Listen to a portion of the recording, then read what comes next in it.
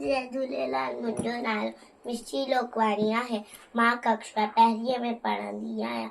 मां हिकु कविता थी चवां। सुठा संस्कार माउ आहे पीउ जो चयो मञिजे, सदा अदब में तिन जे रहिजे, नित उस्ताद खे मान ॾिजे, जीअं हू चवे तीअं कजे, भावै भेण सां रखिजे प्यार, तिन सां कोन कजे तकरार, सवेल सुम्हिजे सवेल उथजे, अवध धरीअ जो नालो गिनजे, कूड़ न चइजे निजे न ग्वार, शइ चोराए थिजे न ख्वार, हिन नसीहत ते जो हलंदो, माइट मिटण खे सो वणंदो, माइट मिटण खे सो वणंदो, माइट मिटण खे सो वणंदो। जय झूलेलाल। धन्यवाद।